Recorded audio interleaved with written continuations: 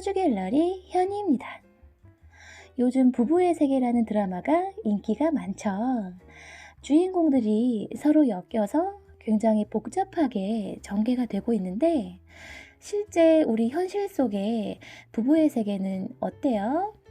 바람, 이혼, 재혼 이러한 과정들을 겪게 되면 정말 진흙탕 싸움에 인격은 바닥까지 드러나고 현실에서도 한편의 드라마를 찍게 되잖아요.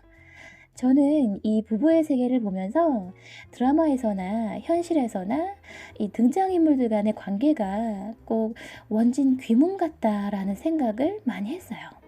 충의 기운처럼 아예 안 맞아서 끝 하고 헤어지는 것이 아니라 박해준이 성공해서 고산으로 다시 내려오면서부터 이야기는 새롭게 전개가 되고 증오와 배신, 원망, 여러 가지 상황과 심리적인 변화가 그려집니다.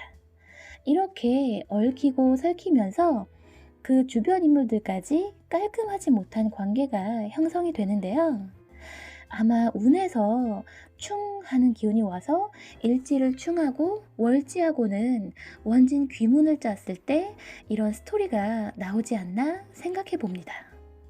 얘기의 시작은 남자 주인공인 박해준이 바람을 피면서 사건의 발단이 되는데요. 아마 한소희를 만나기 전에도 몇 번의 바람이 있지 않았을까 짐작을 해봅니다. 이 바람이라는 것은 대표적으로 음란지압이 있어요. 그냥 바람이었던 것이 한소희의 임신으로 연결이 되듯이 일지를 중심으로 지장간 속에 정화하고 임수가 많으신 분들은 정임합, 목의 기운을 탄생시키기 때문에 음란지압으로 많이 보고 끼가 있다라고 얘기를 합니다. 조열한 사주보다는 주로 습한 사주에서 이런 양상을 더 띠는데요. 습한 기운은 잘 붙는 성질을 갖고 있기 때문에 그래요.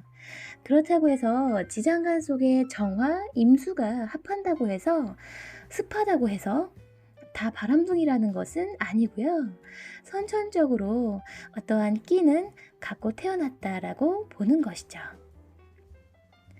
이 사실을 알게 된 김희애는 복수를 시작하죠. 비련의 여주인공처럼 남편이 언젠가 정신을 차리고 돌아오길 바라고 기다려준다거나 아니면 대화로서 남편이 불륜관계를 정리하고 용서를 구할 시간을 준다거나 남편이 내 곁을 떠날까봐 알고도 티내지 못한 채 속으로 끙끙 앓는다든가 그렇지 않고 그냥 화끈하게 바로 복수를 합니다.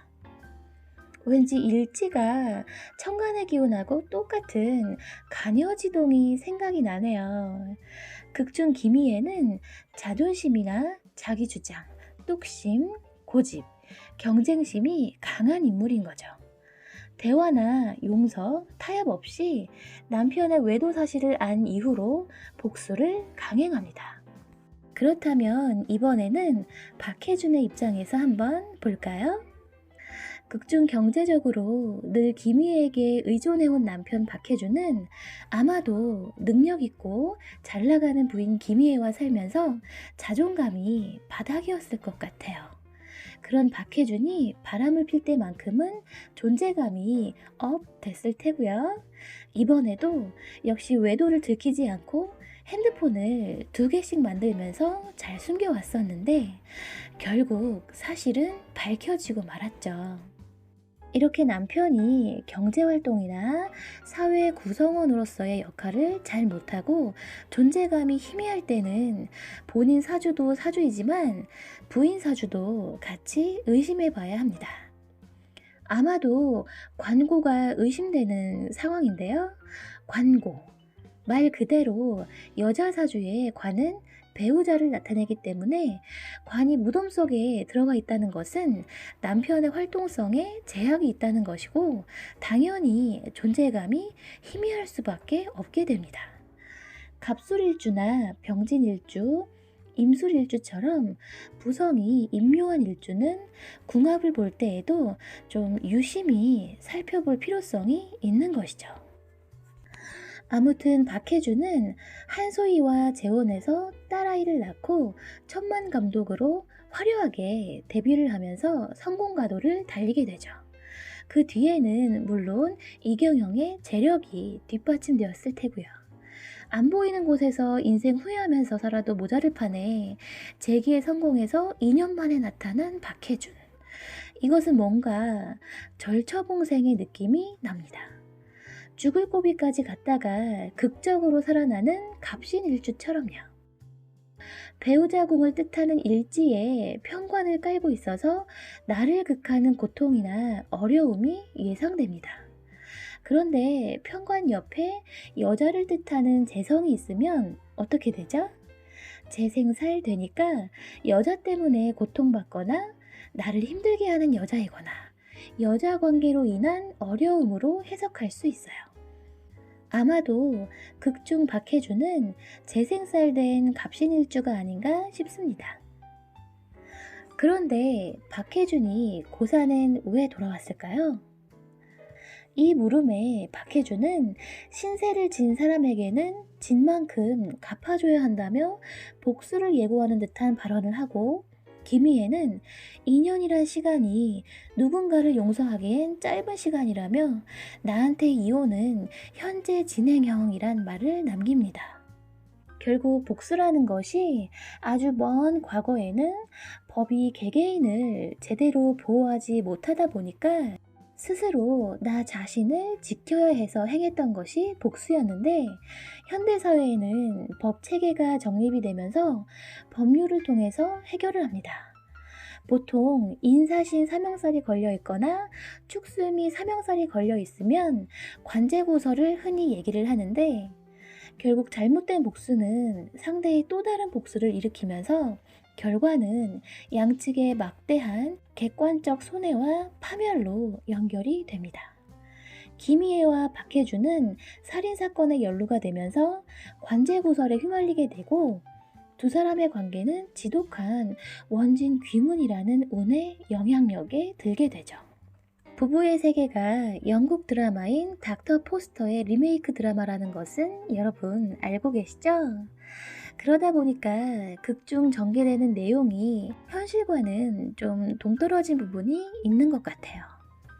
그래도 우리가 실제로 실행을 못할 뿐이지 남편의 불륜 앞에서 이런 사이다 같은 복수극 한 번쯤은 다 상상해 봤을 거라고 생각해요. 우리가 실제로 할 수 없다 보니까 또 이런 드라마에 열광하게 되는 거고요. 만약에 실제로 이런 일이 있다면요, 그건 정말 원진 기분처럼 흉한 기운의 작용력이라고 보시면 돼요. 이런 운이 오면요, 이를 벌리지 않을 것도 이를 벌리게 되고요, 극단적으로 생각하지 않을 것도 자꾸만 극단적으로 생각하게 만들어서 나중에 이 운이 지나간 뒤에 생각해보면 그땐 내가 왜 그랬는지 후회를 하게 만들어요. 그래서 저는 주기적으로 내 사주에 대해서 지금 어떤 운에 와 있는지 알고 갈 필요성이 있다고 생각을 합니다.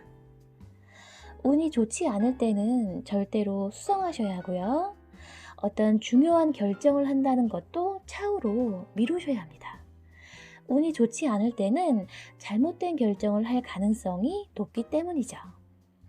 현상 유지를 생각하고 내가 갖고 있는 것들을 잘 지키자라는 마음을 가지셔야 합니다. 새로운 것에 도전하거나 일을 벌리시면 안 되고요. 불륜, 저지르시면 안 돼요. 내가 운이 좋을 때야 그냥 넘어갈 수는 있겠지만, 운이 안 좋을 때는 그것이 정말로 이 부부의 세계 드라마처럼 되지 않으리라는 법이 없거든요. 어느 한쪽만 잘해서도 안 되는 것이 부부의 세계이고, 양쪽이 다 잘해도 예측할 수 없는 어떤 경제적인 문제나 육아와 자녀 교육에 대한 문제, 또 양가 집안과의 문제 등 언제 어느 때 갈등의 불씨가 커질지 모르는 것이 부부의 세계예요. 결혼은 해도 후회, 안 해도 후회라고 하잖아요. 그래도 이왕 결혼을 했다면 행복한 부부의 세계를 만들어가야 하는데, 진부한 얘기지만 서로 배려해주고 믿어주고 아껴주고 사랑해주는 것이 정답이라고 생각합니다. 5월 21일이 부부의 날인데, 안 그러면 왼수의 날, 밉상의 날이 될 수 있어요.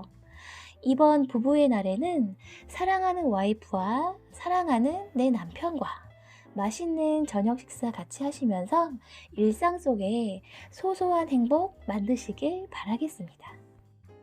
지금까지 시청해주셔서 감사하고요. 오늘 하루도 수고하셨습니다.